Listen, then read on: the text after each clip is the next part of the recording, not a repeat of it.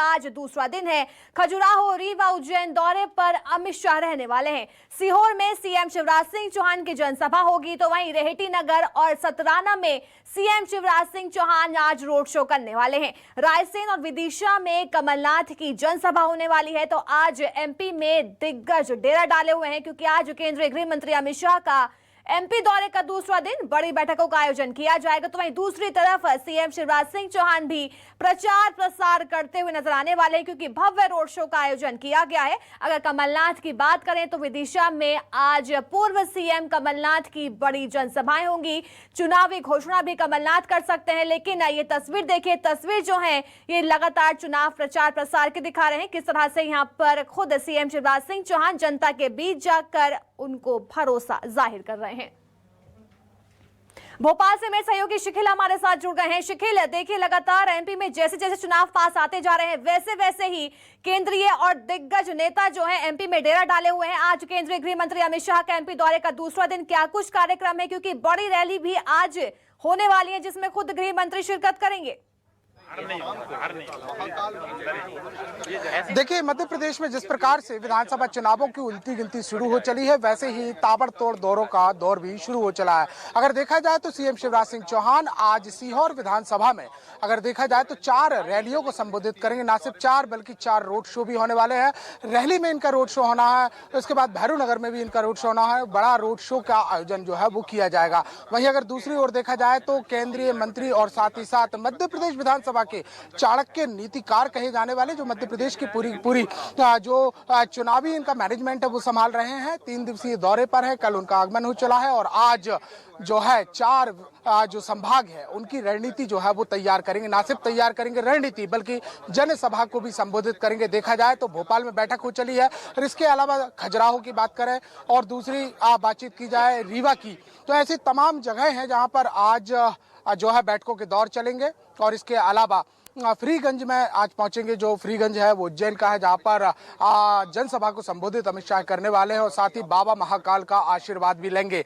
अगर देखा जाए तो दूसरी ओर नरसिंहपुर से प्रत्याशी और केंद्रीय मंत्री प्रहलाद पटेल आज अपनी विधानसभा में नहीं है, लेकिन प्रचार प्रसार जो है उनका जारी रहेगा। सबसे पहला प्रचार उनका जो शुरू होगा वो गुना के चाचौड़ा से होगा, जहां बीजेपी अगर देखा जाए तो एक कड़ी टक्कर में है, क्योंकि वहां से जो ममता मीणा है वो प्रत्याशी बतौर दूसरे दल में जा चुकी है। तो कहीं ना कहीं बीजेपी के जो है कमल खिलाने के लिए प्रचार में जो है वो उतरेंगे। वहीं दूसरी ओर देखा जाए तो आज जो उनका दूसरा जो प्रचार होगा वो शिवपुरी के कोलारस में होगा। केंद्रीय मंत्री ज्योतिरादित्य सिंधिया की अगर हम बातचीत करते हैं तो अशोकनगर यानी अपने जो गढ़ है उसमें शामिल होंगे। साथ ही साथ मुंगेली जो विधानसभा है वहां पर दौरे करेंगे, लोगों से चर्चा करेंगे और इसके अलावा प्रचार प्रसार में रहेंगे। लेकिन देखा जाए तो जो सियासी पूरे दौरे हैं इसमें आज पूरा फोकस जो है बीजेपी संगठन की अगर बातचीत की जाए तो केंद्रीय मंत्री गृह जो मंत्री है अमित शाह है उनके दौरे के साथ है, क्योंकि 3 बड़ी आज उनकी जो है अलग अलग दौरे होने हैं। अगर देखा जाए तो लगभग 100 सीटों के समीकरणों के आधार पर अमित शाह जो हैं वो कार्यकर्ताओं से चर्चा कर सकते हैं। कल जिस प्रकार से उन्होंने 1 टू 1 चर्चा की और साथ ही साथ जो जीत के संकल्प का मंत्र लेकर जो बीजेपी लगातार अपने ग्राउंड जीरो पर उतर रही है विधानसभाओं के लेकर और इलेक्शन मैनेजमेंट को लेकर, उसको लेकर भी बातचीत होगी। साथ ही साथ अगर बीडी शर्मा की बातचीत की जाए तो बीडी शर्मा जो बीजेपी प्रदेश अध्यक्ष है वो लगातार इनके साथ रहने वाले हैं और पूरे दौरों में जो है वो साथ रहेंगे। और साथ ही साथ संगठनात्मक मजबूती के लिए दी जाने वाली बैठकों में जो अमित शाह के साथ साथ जो उनकी जो पूरी की पूरी प्रोफाइल रिपोर्ट तैयार की गई है, जो सर्वे रिपोर्ट तैयार की गई है और जो ग्राउंड रिपोर्ट तैयार की गई है उसके आधार पर चर्चा की जाएगी। जी बिल्कुल, आज जनसभाएं होंगी, रैली होंगी और साथ ही बैठकों का दौर भी देखा जाएगा। हमारे साथ बने रहिए, आगे भी आपसे लगातार खबरों पर जानकारी ली जाएगी। तो एमपी छत्तीसगढ़ में लगातार चुनाव को लेकर प्रचार प्रसार किया जा रहा है। तो वहीं छत्तीसगढ़ में चुनाव को लेकर दिग्गजों का तूफानी प्रचार शुरू हो चुका है। राहुल गांधी के छत्तीसगढ़ दौरे का आज दूसरा दिन है। राजनांदगांव और कवर्धा में राहुल गांधी की सभा होगी। सीएम बघेल, कुमारी शैलजा भी सभा में शिरकत करने वाले हैं। तो लोरमी में बीजेपी प्रवेश कार्यक्रम में अरुण साव शिरकत करेंगे। पंजाब के सीएम भगवंत मान का भी बिलासपुर और आज कवर्धा दौरा है।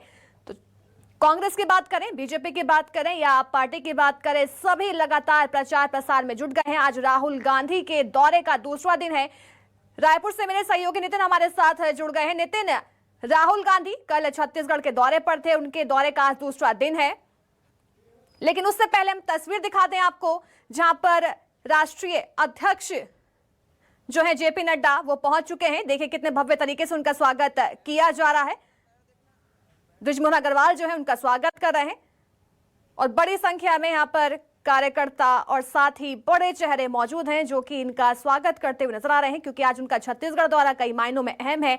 आज भी जेपी नड्डा बड़ी बैठकों में शिरकत करेंगे, बड़ी जनसभाएं की जाएंगी, तो साफ तौर पर ये कई मायनों में अहम दौरा बताया जा रहा है। तो छत्तीसगढ़ में भी चुनाव प्रचार प्रसार तेज हो गया है, बीजेपी जो है पूरी ताकत झोंकती हुई नजर आ रही है। तो वहीं आज का दौरा ये महत्वपूर्ण बताया जा रहा है। तस्वीर देखिए जहां पर जेपी नड्डा छत्तीसगढ़ पहुंच चुके हैं, भव्य तरीके से उनके स्वागत की तैयारियां कर ली गई हैं। बृजमोहन अग्रवाल जो है वहां पर इस समय मौजूद हैं, जो कि जेपी नड्डा का भव्य तरीके से स्वागत करते हुए नजर आ रहे हैं। लेकिन यहाँ पर तस्वीर भी देखिए, कितनी बड़ी संख्या में यहाँ पर कार्यकर्ता भी मौजूद है, मेरे सहयोगी भी वहां पर इस समय मौजूद हैं।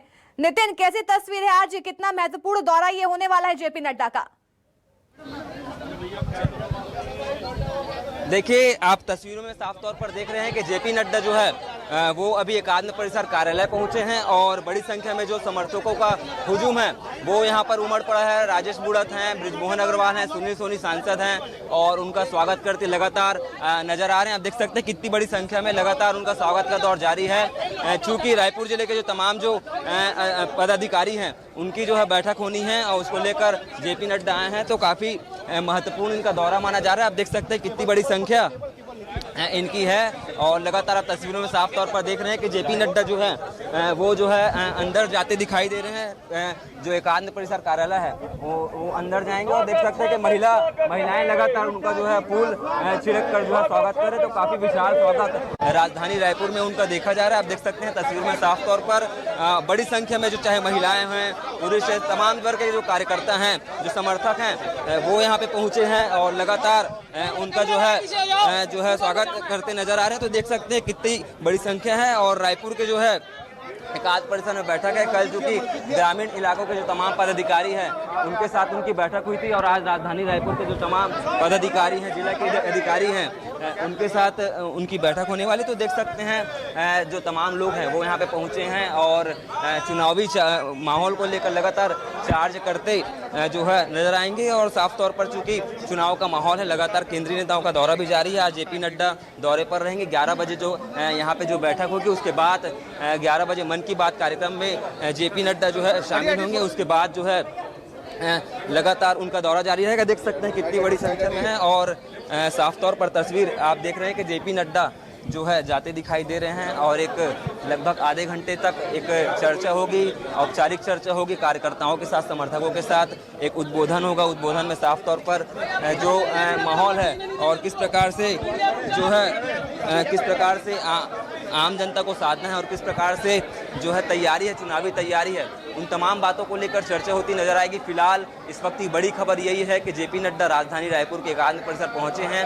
एक बैठक होगी। रायपुर जिले के तमाम जो पदाधिकारी हैं और प्रत्याशी हैं, चाहे बृजमोहन अग्रवाल की बात करें, राजेश बुड़त, सुनील सोनी, इसके साथ ही और भी जो 7 जिले के जो पदाधिकारी हैं और प्रत्याशी हैं, उनके विधानसभा में क्या स्थिति है, उन विषयों को लेकर चर्चा होती नजर आएगी। फिलहाल जेपी नड्डा पहुंचे हैं। रायपुर के एकात्म परिसर में बैठक होगी और जो रायपुर जिले के जो तमाम पदाधिकारी हैं उसके कोर ग्रुप की बैठक होगी। बैठक के बाद 11 बजे चूंकि मन की बात कार्यक्रम है अमलेडी इलाके में, वहां जेपी नड्डा जाएंगे। एक जनसंपर्क माध्यम से कार्यक्रम भी होगा और लोगों से मुलाकात करते भी नजर आएंगे। एक आम सभा का भी कार्यक्रम रखा गया है। तो देखिए, आज जेपी नड्डा पहुंच चुके हैं और कुछ ही देर में इसकी जो बैठक है वो शुरू हो जाएगी। जी बिल्कुल, कुछ देर बाद बैठक में शिरकत करेंगे जेपी नड्डा। नितिन, हमारे साथ बने रहिए। इसी बीच मेरे सहयोगी भोपाल से शिखिल हमारे साथ लगातार बने हैं।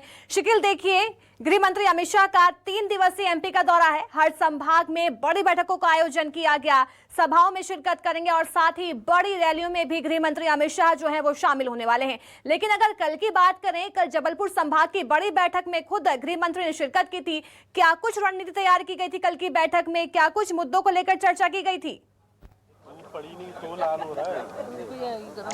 देखिए, जिस प्रकार से विधानसभा चुनावों का महासंग्राम है उसमें जो चाणक्य कहे जाते हैं राजनीति के अमित शाह, वो लगातार कहीं ना कहीं फोकस बनाए बैठे हुए हैं और मध्य प्रदेश की जो सीटों की जो गणित हैं उन्हें कहीं ना कहीं उनके जो समीकरण है उन्हें बिठाने की बातचीत जो है वो की जा रही है। कल जिस प्रकार से बैठक हुई है महाकौशल की, वहां पर कई चर्चाएं जो है वो 1 to 1 की गई और साथ ही साथ इस बात पर जोर दिया गया कि कैसे किस प्रकार से अब जो 17 तारीख का मतदान है, काफी कम समय बचा हुआ है, इसमें कैसे इलेक्शन मैनेजमेंट मैनेजमेंट किया जाना है। सबसे बड़ी बात यह है कि इस बार की जो चुनाव है उसमें बीजेपी ने एक नई बात यहां पर कही है और साफ तौर पर जिस प्रकार से माइक्रो मैनेजमेंट इलेक्शन की बातचीत कही जा रही है उसे लेकर फोकस किया जा रहा है। साफ तौर पर अमित शाह ने इस बात को कहा है कि अब ना सिर्फ ग्राउंड जीरो पर पहुंचा जाए बल्कि जो बूथ मैनेजमेंट है जिसमें बूथ पर हर एक लक्ष्य रखा गया है बीजेपी के द्वारा कि 51% बूथ जो हर बूथ पर 51% का जो वोटिंग परसेंटेज है, शेयरिंग है, वो कहीं ना कहीं बीजेपी के हक में ही होना चाहिए और इसी को लेकर चर्चा जो है वो की जा रही है।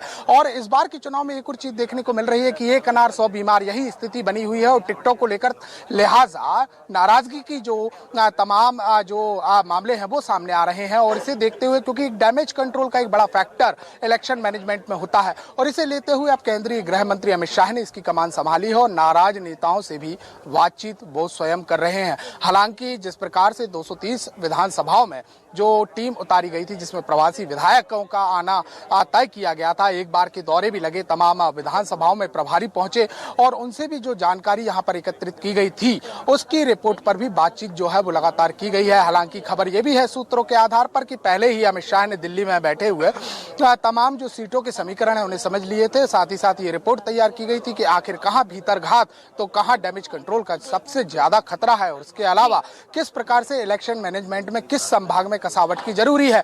यह भी नहीं बल्कि देखा जाए तो जिस प्रकार से कल बातचीत हुई है उसमें चुनाव अभियान जो समिति और चुनाव प्रबंधन समिति से जुड़े हुए जो कार्य हैं उसके लगभग 25 जो बिंदु है वो भी तय किए गए थे और इन बिंदुओं के आधार पर भी विचार मंथन जो है वो किया गया है, जिसमें साफ तौर पर इस बात की प्लानिंग की गई है कि अब जो समय बच रहा है आखिर वो लास्ट के जो 15 दिन है जो इलेक्शन यानी 17 तारीख की हम बातचीत कर रहे हैं कि 17 तारीख को मतदान होना है लेकिन 15 तक जो कैंपेन है वो कहीं ना कहीं थम जाएगा और इसी को देखते हुए इस बात को लेकर कसावट की जा रही है कि किस क्षेत्र में आखिर किन नेताओं को उतारा जाए, किस वर्ग के हों, किस जाति धर्म के हों और इसके अलावा किस क्षेत्रों में किनका इफेक्ट जो है वो डाला जा सकता है। और इसका एक समीकरण का उदाहरण भी हमें देखने को मिल रहा है कि कहीं ना कहीं जो प्रहलाद पटेल हैं जो कि लोधी संवर्ग से आते हैं, लोधी मतदाताओं से, तो उनसे जुड़ी हुई विधानसभा में उनको उतारा जा रहा है। लेकिन वही हम दूसरी ओर अगर देखते हैं नरेंद्र सिंह तोमर, तो नरेंद्र सिंह तोमर के जो वर्चस्व के क्षेत्र जो अब तक के जो समीकरण निकल के सामने आए लगभग 32 ऐसी विधानसभा जहां पर ठाकुर मतदाताओं का एक क्षेत्र प्रभाव एक जो उनका एक जो क्राइटेरिया है वो बढ़ा हुआ है, उनकी संख्या बढ़ी हुई है, उन्हें वहां उतारा गया और ये तमाम जो रणनीतियां हैं यही रणनीति जो है उस पर चल रही है। लेकिन इस बार की जो बैठकों का दौर है वो बैठकों का दौर क्योंकि टिकट जो है लगभग फाइनल हो गए हैं, 2 टिकटों के नाम अब बचे हैं जिसमें एक गुना की बातचीत की जाए, एक विदिशा की बातचीत की जाए जो अंदरूनी सूत्रों से खबर है। कल नामांकन का आखिरी दिन, निश्चित तौर पर आज जो है संभावनाएं जता जा रही है कि 2 सीटों पर भी नाम जो है वो बीजेपी घोषित कर देगी यानी 230 विधानसभाओं पर दावेदारी, उम्मीदवारी, प्रत्याशी सब घोषित हो जाएंगे। तो अब बचता है बूथ मैनेजमेंट और क्योंकि अमित शाह की अगर हम देखते हैं जिस प्रकार से उनकी कार्यप्रणाली रही, हमने यूपी में देखा, महाराष्ट्र में देखा और सबसे बड़ी बात है कि जो गुजरात में उन्होंने एक नया एक कॉन्सेप्ट जो था वो संभाला था कि बूथ मैनेजमेंट के आधार पर कहीं ना कहीं वोट शेयरिंग को करना होगा। पन्ना प्रमुखों की बातचीत कही गई है, हालांकि पन्ना प्रमुखों का जो सबसे ज्यादा ध्यान देने की अगर हम बातचीत करें तो इस बार के चुनाव में जो है वो देखा जा रहा है और पन्ना प्रमुखों के आधार पर ही कहीं ना कहीं वोट शेयरिंग की बातचीत को बढ़ाया जा रहा है। इनकी तमाम रिपोर्टें जो है वो मध्य प्रदेश में तैयार की गई हैं। लगभग बीजेपी इस बात का दावा करती है कि मध्य प्रदेश की सरजमी पर 64,000 से ज्यादा बूथों पर उनके पन्ना प्रमुख मौजूद है जिनके पास एक एक घर के एक एक मतदाताओं की पूरी जानकारी है कि आखिर उनके मतदाताओं की लिस्टिंग कहाँ है, कितने परिवार के सदस्य हैं और आखिर किस विचारधारा से ये बिलोंग करते हैं और कहाँ मतदान जो है वो हो सकता है। इतना माइक्रो मैनेजमेंट इसी को कहा जाता है और इसी माइक्रो मैनेजमेंट के आधार पर इसकी पूरी एक सर्वे रिपोर्ट है और इस रिपोर्ट को जो कि जमीनी स्तर की है, बूथ मैनेजमेंट की है, एक शहर की है, एक मंडल की है और उसे सीधे तौर पर केंद्रीय गृह मंत्री जो अमित शाह है वो अपने स्तर पर मैनेज कर रहे हैं। तो कुल मिलाकर देखा जाए तो इस बार का जो चुनाव है वो काफी टक्कर का एक चुनाव माना जा रहा है और इसमें बीजेपी प्लानिंग को लेकर कोई कसर नहीं छोड़ रही क्योंकि इसी प्लानिंग के आधार पर जो है ग्राउंड जीरो पर अमल किया जाना है और इसी को देखते हुए जो इलेक्शन मैनेजमेंट के तमाम जो रूल ऑफ रेगुलेशन जो 5 पहले बनाए गए थे उन पर जो है अब अमल शुरू किया गया है। हालांकि जिस प्रकार से बातचीत हो रही है तो उसमें कहीं ना कहीं टिकट परिवर्तनों को लेकर भी बातचीत जो है वो की गई, ये सूत्रों के हवाले से खबर है क्योंकि महाकौशल की बातचीत की जाए तो जिस प्रकार से जो बालाघाट सीट की हम बातचीत करते हैं यहाँ पूर्व मंत्री जो है गौरीशंकर बिसेन और उनकी जो बेटी है ध्यान जो है वो दिया जा रहा है। हमारे साथ बने रहिए, मेरे सहयोगी लगातार नितिन हमारे साथ बने हुए। नितिन देखिए, आज राहुल गांधी का दौरा जो है कई मायनों में बताया जा रहा है, कांग्रेस की बात करें, बीजेपी की बात करें या फिर आपकी बात करें, तीनों ही दम झोंकती हुई नजर आ रही चुनाव प्रचार प्रसार में। लेकिन आज राहुल गांधी जो है पूर्व सीएम रमन सिंह के गढ़ यानी राजनांदगांव में सेंधमारी करने वाले हैं, बड़ी सभा का आयोजन किया गया है। कैसी तस्वीर होगी वहां पर, क्या कुछ बड़ी बातें राहुल गांधी की तरफ से की जा सकती हैं? देखिए, छत्तीसगढ़ में जो है 2 दिन के दौरे पर राहुल गांधी पहुंचे हुए थे और कल हमने देखा कि 2 घोषणाएं जो महत्वपूर्ण घोषणाएं हैं, सीजी से पीजी तक की पढ़ाई मुफ्त की जाएगी शासकीय स्कूल में। इसके साथ ही 10 रुपये एमएसपी भी बढ़ाने की बात उन्होंने कही। तो 2 प्रमुख घोषणाएं उन्होंने की है। और कल भानु प्रताप के फरस गांव में उनकी सभा थी और आज बताया जा रहा है कि राजनांदगांव और कवर्धा में उनकी सभा रहेगी। सभा वहाँ काफ़ी महत्वपूर्ण मानी जा रही है क्योंकि जो राजनांदगांव जिला है वो पूर्व मुख्यमंत्री डॉक्टर रमन सिंह का गढ़ है और काफ़ी सालों से वो वहाँ चुनाव जीतते आए हैं। तो उसी गढ़ पे आज राहुल गांधी की सभा होने वाली है। विशाल आम सभा होगी, हजारों की संख्या में लोग भी इस सभा में पहुँचेंगे। इसके साथ ही आज भी कयास लगाए जा रहे हैं कि इलाके को लेकर और भी अन्य अत्याधुनिक सुविधाओं को लेकर लोगों के हित में आज भी कई घोषणाएं जो है बताया जा रहा है कि राहुल गांधी आज कर सकते हैं। देखिए, लगातार घोषणाओं का दौर जारी है। मुख्यमंत्री भूपेश बघेल पहले ही 4 घोषणाएं छत्तीसगढ़ को लेकर कर चुके हैं, चाहे कर्जा माफी की बात की जाए या फिर जातिगत गणना, जो चुनाव जीतने के बाद जातिगत गणना भी कराने की बात की जाए। और कल ही राहुल गांधी ने 2 प्रमुख घोषणाएं की हैं। तो ऐसे में देखिए, राहुल गांधी का दौरा है वो काफ़ी महत्वपूर्ण माना जा रहा है। और 30 तारीख को बताया जा रहा है कि प्रियंका गांधी भी 30 तारीख को जो है राजधानी रायपुर सहित आएंगे और प्रदेश के कई इलाकों में जाएंगी, भ्रमण करते नजर आएंगी। और इनका चूंकि घोषणा पत्र भी जारी होना, उसको लेकर भी चर्चा हो सकती है। और कार्यकर्ताओं में किस प्रकार से उत्साह है और आम जनता में किस प्रकार से उत्साह है, चुनाव को लेकर किस प्रकार से आम जनता को साधना, इन तमाम बातों को लेकर चार्ज भी करते नजर आएंगे। तो देखिए, लगातार बैठकों का भी दौर होगा। और फिलहाल राहुल गांधी का दूसरा दिन है। कवर्धा और राजनांदगांव में अपनी जो सभा है उनको संबोधित करते राहुल गांधी नजर आएंगे। बड़ी बातें की जा सकती हैं। बहुत बहुत शुक्रिया नितिन, हमें तमाम जानकारी देने के लिए। इसी बीच मेरे सहयोगी विदिशा से संदीप हमारे साथ जुड़ गए हैं। संदीप, आज पूर्व सीएम कमलनाथ जो हैं विदिशा के कुरवाई पहुंच रहे हैं, वहां पर बड़ी जनसभा को संबोधित किया जाएगा। कितने बजे पहुंचेंगे, क्या कुछ अपडेट निकलकर सामने आ रहा है, क्या तैयारी हो चुकी है अब तक वहां पर? देखिए, आज मध्य प्रदेश के जो पूर्व मुख्यमंत्री हैं कमलनाथ, वो विदिशा जिले के कुरवाई पहुंचने वाले हैं और लगभग 1 बजे के आसपास जो है हेलीकॉप्टर से भी कुरवाई पहुंचेंगे, जहां पर जो उनकी प्रत्याशी हैं रानी अहिरवार, उसके पक्ष में एक विशाल आम सभा को वो संबोधित करेंगे। इसको लेकर प्रशासनिक तैयारियां वहां पर हो चुकी हैं और जिले के जो कांग्रेस के कार्यकर्ता हैं वो भी वहां पर पहुंच चुके हैं। यदि हम एक बड़ी बात करें तो विदिशा जो है, हमारा विदिशा प्रॉपर की सीट अभी भारतीय जनता पार्टी ने जारी नहीं की है। जी अलीसा। बिल्कुल, विदिशा की बात करें, वहां से बीजेपी ने अभी किसी प्रत्याशी का ऐलान नहीं किया है, लेकिन आज पूर्व सीएम कमलनाथ बड़ी जनसभा करते हुए नजर आएंगे। संदीप हमारे साथ बने रहिए। शकील, देखिए, गृह मंत्री अमित शाह का 3 दिवसीय दौरा कई मायनों में अहम बताया जा रहा है। बैठकें की जाएंगी, रैली की जाएंगी, जनसभा की जाएंगी, लेकिन जैसे ही बीजेपी की सूचियां जारी की गई थी उसके बाद कहीं ना कहीं नाराजगी जो है वो उम्मीदवारों में या फिर प्रत्याशी में या फिर समर्थकों में देखी गई थी। तो क्या उसको डैमेज कंट्रोल करने की भी कोशिश की जाए गृह मंत्री अमित शाह की तरफ से?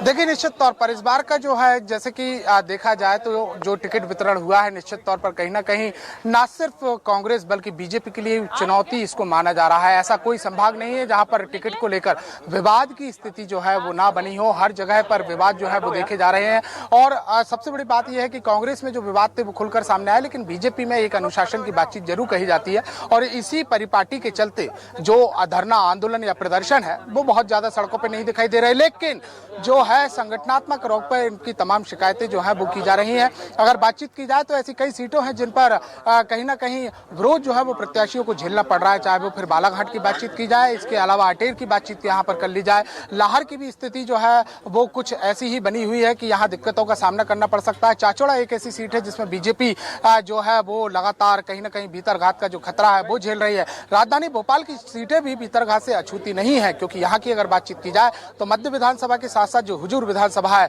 उसे लेकर विरोध की बातचीत की जा रही है। और जितना ही नहीं बल्कि बीते अगर 45 सालों की हम बातचीत करते हैं बीजेपी के अवैध किले की, जिसका नाम गोविंदपुरा विधानसभा है, वहां भी इस बार बीजेपी के खिलाफ एक मोर्चा खोला। कुछ कार्यकर्ताओं ने लेकर कहीं ना कहीं जो कृष्णा गौर प्रत्याशी बनाए गए हैं उनकी खिलाफत में अपने आंदोलन को अंजाम दिया, बयानबाजी की और सोशल मीडिया पे कई पोस्टें भी की हैं। और इन्हीं तमाम चीजों को देखते हुए, क्योंकि देखिए 2018 के जो चुनाव का जो समीकरण रहा है वो कहीं ना कहीं इस बात को साफ तौर पर करता था कि बीजेपी उस समय पर पर ये बात पॉलिटिकल एनालाइज कहते हैं कि कहीं ना कहीं एक ओवर कॉन्फिडेंस का शिकार तब बीजेपी हुई थी और प्रदेश में सत्ता परिवर्तन जो था वो हुआ और हाथ का पंजा मजबूत हुआ था। और इसके बाद जिस प्रकार से तमाम जो सियासी गणित रहे उन्हें देखते हुए अब फूक फूक कर बीजेपी अपने कदम जो है वो बढ़ा रही है। 1% भी कहीं से कहीं तक किसी भी प्रकार से कोई रिस्क नहीं लेना चाहती है। और सबसे बड़ा अगर रिस्क अगर हम देखते हैं तो चुनावों में 2 प्रकार के ही होते हैं। पहला तो प्रत्याशी का चयन जिसको सर्वे के आधार पर नाम दिया जाता है, तो दूसरा भीतरघात या फिर निर्दलीय प्रत्याशियों को खड़ा हो जाना। इस बार भी स्थिति ऐसी कुछ बन रही। देखिए अगर हम बातचीत करते हैं तो किस प्रकार की मध्य प्रदेश की राजनीति, उसका एक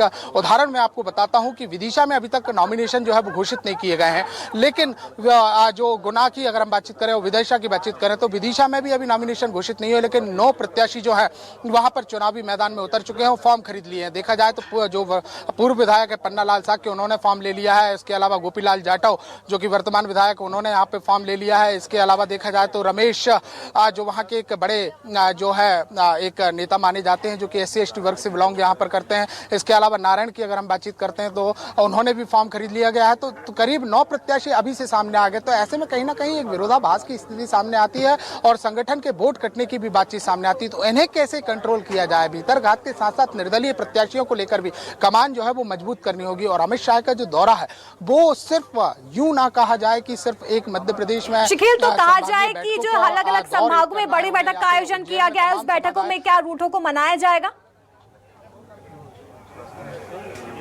बिल्कुल निश्चित तौर पर यह बात कल भी सामने आई है कि जो रूठे हैं उनसे बातचीत स्वयं अमित शाह करेंगे। हालांकि जिस प्रकार से चुनाव प्रबंधन और चुनाव अभियान समिति, इन दोनों समितियों की जो अपनी एक रिपोर्ट थी इसमें भी साफ तौर पर कह दिया गया था कि कहीं ना कहीं इस बार केंद्रीय नेतृत्व को इस बात पर जोर देना होगा कि रूठों को मनाया जाए। बात मध्य प्रदेश के संगठन की नहीं है, बात इस बात की है कि इस बार जो मंत्रिमंडल का विस्तार बीते महीनों की अगर हम बातचीत करें हुआ है, जिसमें 3 मंत्रियों को जो है नए सिरे जो उनको पदभार ग्रहण करवाया गया और इसके अलावा जो जातिगत समीकरणों के आधार पर भी जो प्रदेश में पदाधिकारियों की नियुक्तियां की गई हैं, इनसे भी बात जो है वो संभलने वाली नहीं है, क्योंकि सीधे तौर पर टिकट की मांग की बातचीत हो रही है। और इसी को देखते हुए कहीं ना कहीं अब जो है अमित शाह रूठों को मनाने की कवायद जो है वो करेंगे। भीतरघात की बातचीत पर भी विचार मंथन जो है वो किया जा रहा है। और जो बात यहाँ पर माइक्रो मैनेजमेंट के आधार पर ना सिर्फ इस बात की कही गई कि वोट शेयरिंग, बल्कि वोट शेयरिंग के साथ साथ यह भी रिपोर्ट दी गई है कि आखिर कहाँ कौन से प्रत्याशी जो है वो बीजेपी के कमल खिलाने में दिक्कत कर सकते हैं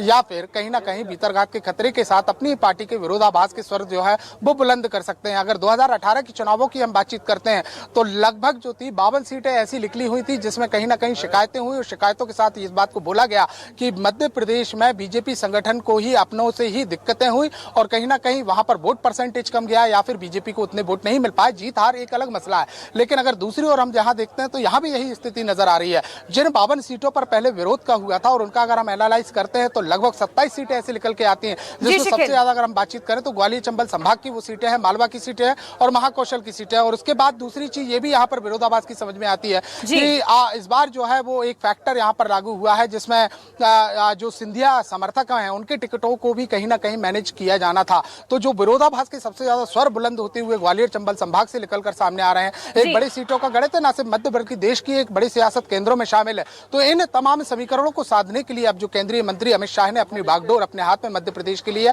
इसके लिए रणनीति बना रहे हैं। और इसलिए राजनीति का चाणक्य भी कहा जाता है। हमारे साथ बने रहिए, मेरे सहयोगी संदीप भी लगातार हमारे साथ बने हैं। संदीप, देखिए आज खुद पूर्व सीएम कमलनाथ जो हैं विदिशा कुरवाई पहुंचे, बड़ी जनसभा को संबोधित किया जाएगा, लेकिन उनके साथ कितनी बड़ी संख्या में कार्यकर्ता और समर्थक वहां पर नजर आएंगे और क्या कुछ बड़ी बातें आज कमलनाथ की तरफ से की जा सकती हैं? देखिए, कमलनाथ का जो दौरा है वो कुरवाई में है और कुरवाई की जो प्रत्याशी हैं रानी अहिरवार, उनके पक्ष में एक आम सभा को संबोधित करेंगे। इसके अलावा कांग्रेस ने जो अपने वचन पत्र जारी किए हैं उनके बारे में भी जनता को वो जानकारी देंगे। बताया जाता है कि कुरवाई में जो है काफी अपार जनसमूह वहां एकत्रित हो गया है। सुबह से ही प्रशासनिक तैयारियां, कार्यकर्ताओं ने वहां पर तैयारियां शुरू कर दी हैं और पिछले लगभग 8 दिनों से जो वहां की प्रत्याशी हैं उनके द्वारा भी लोगों से लगातार संपर्क किया जा रहा था। इस संपर्क में लोगों से जनसभा में आने की लगातार अपील की जा रही है और इसी को लेकर जो है कमलनाथ कुरवाई पहुंचने वाले हैं। बिल्कुल, अब से थोड़ी देर बाद वो कुरवाई पहुंच जाएंगे। मेरे सहयोगी नितिन लगातार हमारे साथ बने हैं। नितिन, देखिए कल खुद राहुल गांधी ने बड़ा ऐलान किया था, केजी से लेके पीजी तक सरकारी स्कूलों में फ्री शिक्षा जो है वो मुहैया कराई जाएगी। दोबारा से सरकार देखिए, जिस तरह से मुख्यमंत्री भूपेश बघेल ने एक सबसे बड़ा ऐलान किया था छत्तीसगढ़ को लेकर कि अगर सरकार बनती है तो कर्जा माफ़ी की जाएगी, तो देखिए एक काफ़ी इसको मास्टर स्ट्रोक माना जा रहा था, क्योंकि कहीं ना कहीं से जो है लगातार मुख्यमंत्री भूपेश बघेल दौरा भी करते रहे हैं, तमाम जिलों पर जाते भी रहे हैं। कहीं ना कहीं ऐसी बातें भी उठ रही थी कि कर्जा माफ़ी की घोषणा इस बार सरकार की ओर से होगी कि नहीं होगी। तो देखिए मास्टर स्ट्रोक है मुख्यमंत्री भूपेश बघेल का। 4 दिन पहले ही उन्होंने एक बड़ी घोषणा की है, उसके बाद कल राहुल गांधी आए हैं और इसके पहले ही मुख्यमंत्री भूपेश बघेल 4 घोषणाएं कर चुके थे और 2 घोषणाएं कर राहुल गांधी आए हैं। उन्होंने किया सीजी से पीजी तक जो शासकीय स्कूल हैं उसमें तमाम बच्चों की जो पढ़ाई है वो निःशुल्क रहेगी, फ्री रहेगी। इसके साथ ही 10 रुपये MSP के साथ भी बढ़ाने की बात की है। तो देखिए 2 प्रमुख घोषणाएं राहुल गांधी ने की है, इसके बाद मुख्यमंत्री भूपेश बघेल ने की है। इसको लेकर अब मुख्यमंत्री भूपेश बघेल भी लगातार भाजपा के ऊपर निशाना साधते नजर आते हैं, क्योंकि घोषणा पत्र का जब सवाल होता है मुख्यमंत्री भूपेश बघेल से तो साफ तौर पर वो कहते हैं कि हमने अभी तक 4 से 5 घोषणाएं छत्तीसगढ़ के लिए की है, लेकिन अब तक भाजपा की ओर से लगातार केंद्रीय नेताओं का दौरा है, लेकिन अब तक उनकी ओर से कोई भी घोषणाएं नहीं की गई है। तो देखिए एक बड़ा सवाल ऐसे में खड़ा होता है और लगातार जब भाजपा से इसको लेकर सवाल किया जाता है कि उनका मैनिफेस्टो, उनका घोषणा पत्र कब आएगा, तो साफ तौर पर उनका भी कहना है कि जल्द ही।